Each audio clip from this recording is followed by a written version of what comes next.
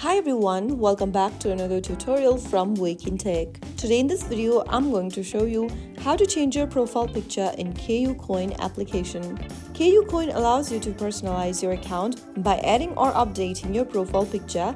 You can do this via mobile app or desktop platform. First of all, launch open the KuCoin app on your device and log in. Once you're logged into the homepage of KuCoin, tap on your profile icon at the top left corner.